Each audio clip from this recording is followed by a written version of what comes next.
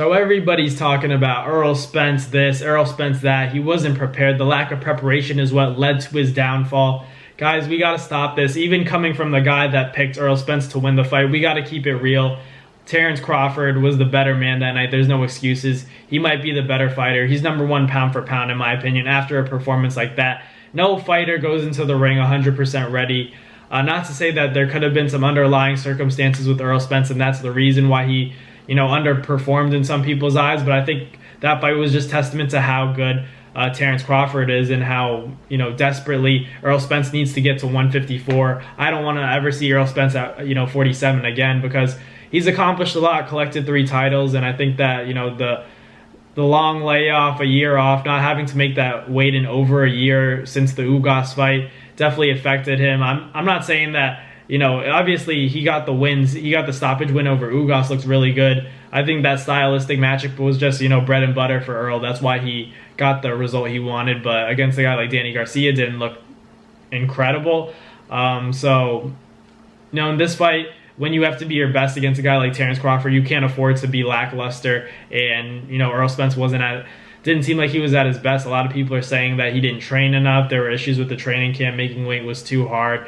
The nutritional aspect kept him behind in terms of the training. He felt weak, but at the end of the day, Errol Spence, he's not going to make any excuses. He's made it clear that he's not here to make any excuses. He said, if we're from Texas, I wouldn't give you guys an excuse even if I had one. I wouldn't let you guys know what it was. That's just a lot of respect that I have for Errol Spence because of stuff like that. Because as fans, we want to know. As fans, boxing fans, it's kind of messed up. Like we never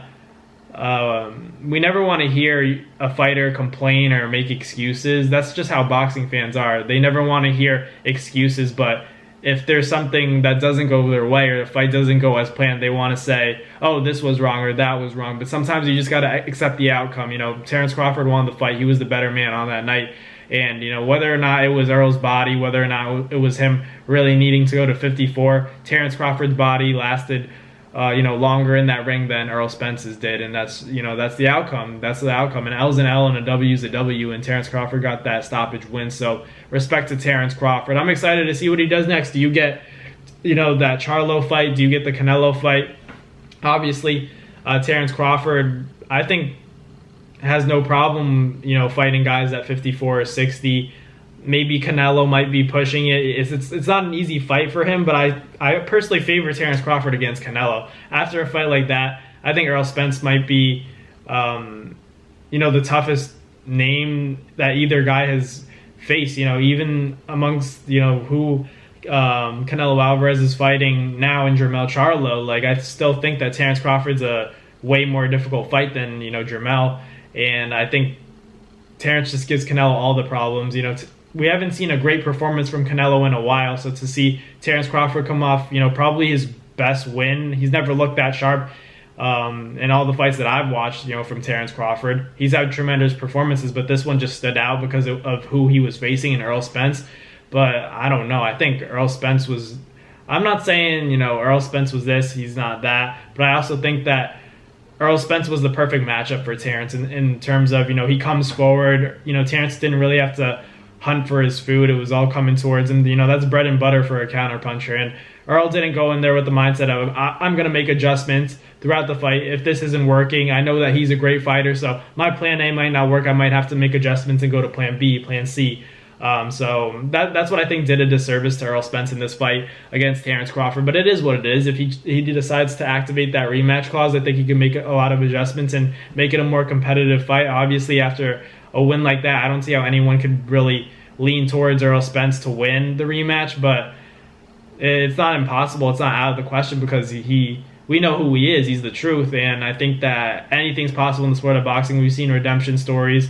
And those rocky kind of situations happen in the sport, but I don't know. Terence Crawford's just at his best. He might just be at his prime at 36 years old. He's turning 36, but he just looks so good. He's kind of like Floyd, where they age like fine wine. They're only getting smarter, only getting more precise and more calculated, and their ring IQ increases. So that's the similarities in guys like Floyd, guys like Terence, and you could even throw Manny Pacquiao in there because, at at the age of like 40, he was able to take a belt away from Keith Thurman. I think that's testament to how good, you know, and how rare these kinds of fighters are, that they're able to last so long in the sport. Despite, you know, boxing's usually, your prime is usually like your early to mid, late 20s, whatever your 20s. But during your mid 30s, that's usually your back end of the career, and that's when you slow down. But look at Terence Crawford, a win like that over a guy like Errol Spence, who's supposed to be, you know, very fundamentally sound and have that tight defense.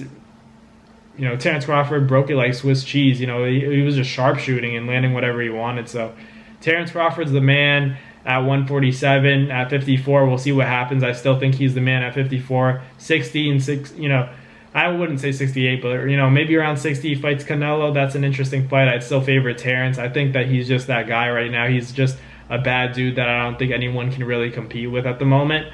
You know, in terms of realistic weight classes for him, in terms of the matchups, but you never know. Canelo could give him a tough fight, land something crazy, work the body. He might have a little bit more punch resistance than Errol Spence. So we'll see what happens. You know, the experience could also play a factor, but Terence Crawford's just too talented right now. I'd probably favor Terence against Canelo.